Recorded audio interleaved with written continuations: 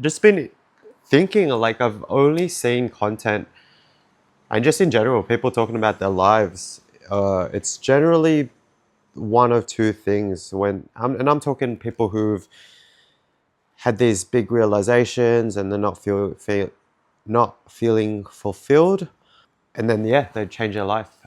Generally, it's one of two things. It's they're stuck in some sort of corporate or just some sort of like easy path, and then something doesn't feel right in them, something doesn't feel aligned, and then they just completely break away from the mold, or they've sort of broke away from the mold from the get-go, just went all in into some weird pursuit. And what I don't really hear is what I went through. So it will be interesting to share it. People who've gone out and done something different, but they haven't fully committed themselves. They sort of half-assed it. And I think that's, up until this point, this has been the story of my life. And it's reflective, interesting, even watching in my fights that I had, was like, I love doing it. I was in there with really good people and I did really well considering, but what held me back was just I didn't just fucking go for it. So where you do go out and do something different, something unique, and then you're just sort of stuck there. And yeah, maybe it's just those people don't share their stories, or maybe it doesn't exist. I don't fucking know. But yeah, how that sort of manifested, say, for example, in a fight, like, it's just second guessing yourself. It's like I can have all the tools. I'm pretty skilled, fit, athletic when I was fighting, but the ability to do the right thing at the right time is vital, and just to fucking go for it regardless of if it's going to pay off or not. There is a chance when you go for something, when you go for a combination, you commit to a 1-2, you could get countered, but if you half-ass it, you for sure are gonna get countered, if you half-ass it. So fucking why would you half-ass anything? You know, you might as well just not do it at all if you don't. And I know, yeah, I hate it because now I'm starting to delve into the how like fucking motivational people talk, and that's not what I'm trying to be. I'm just sharing what my experience is.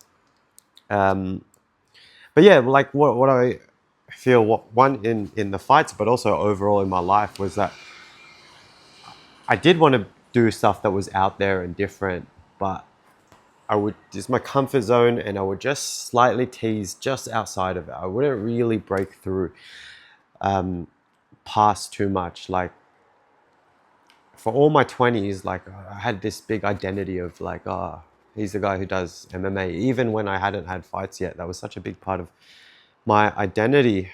And even though it was such a big part of my identity, I didn't take all the opportunities. When there was times I could have done for interstate, or maybe for a fight with some sort of small injury or something like that, or just, you know, I don't know, just sort of didn't take all the opportunities I probably should have, or should have. Should is a weird word, and that's okay as well. All my jobs essentially was like part-time jobs just to work around my training, and that led me obviously like many people down the path of coaching. And I'm really fortunate in a sense. I wasn't coaching and cool, this is just a way for me to be around the gym. Initially it was, but I realized I actually really enjoyed it and I was really good at it. But the more I did it, the more I realized to be a good coach, you have to be quite selfless. And that's my nature as well, I'm quite a giving person. I like to give, especially when I'm excited about something. I like to share as much as I can. And the nature of preparing for a fight is you have to be very selfish. This is the one thing I really didn't like when I was competing. And I love being in the cage, amazing feeling. I love the routine and the regiment around training when I was, preparing, it was just like I do this day. It was just very routine. I know what I'm doing. Like dieting, no one really likes that. But what I didn't like was that I couldn't be present around anyone. So around my family, my friends, and in my job as a coach, where I'm supposed to be selfless. In the back of your head, in 6 weeks, I'm going to be locked in a cage with someone. And yeah, mentally, it just was sort of threw me off. And just, I don't know if people's experiences are the same or different, but it's just something that I was like, oh, fuck. Like, it just didn't allow me to be present with people. Which is why when I really sat with that and came to that realization, I realized like, fuck, I don't need to fight. And also because I lost most of my fights. So, but I'd like to think that even had I won a lot of them, I'd probably still come to the same conclusion. But yeah, since a couple of years ago when I sort of let that go and really embraced my role more as a coach, it really just shifted my perspective. And it's like that the end goal sort of becomes different, and which is good because I like now that I look at it, look, had I been more successful and won more fights and then turned pro and all that shit, like that would have just meant I'd been more stuck in this thing where it's like you're still gonna have to have other sources of income.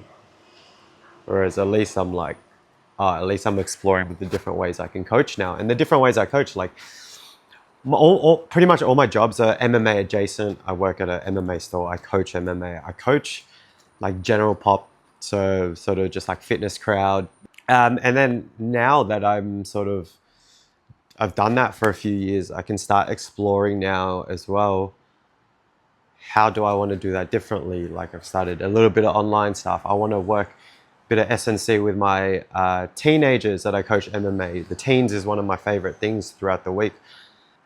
And then this is my next evolution where I can't half-ass this. Like I'm gonna go into, I've stepped into more of a role of a coach, and I've realized the big mistake in my 20s of making your whole identity around something, but sort of just half-assing it and not actually getting anywhere. And then now I'm like, I have to do it. I just have to fucking go hard. Like, because what's the other option? So it's an exciting time. I'm still like sort of early stages and starting to figure things out. But I think there's so many lessons in fighting that I can take with me into this next chapter. And if you actually watched until now, amazing, thank you. But this is just more for me anyway to share my thoughts, have a different way to express myself, because it is a skill. Like I can express myself very well in a class, but now I'm talking at home to a camera by myself. It's difficult. I think the one theme, and it's so relevant because I said it applied to me when I was fighting about committing to things, but I see it as well now that I'm coaching. I'm like, when you commit to things, even when you fuck it up, you're better off when you fuck it up because you actually gave it a good crack. And look, just actual fight example, like when you commit to your cross or whatever, you're here, you've moved your head off the center, puts you in a better position to actually pivot out, even if you miss.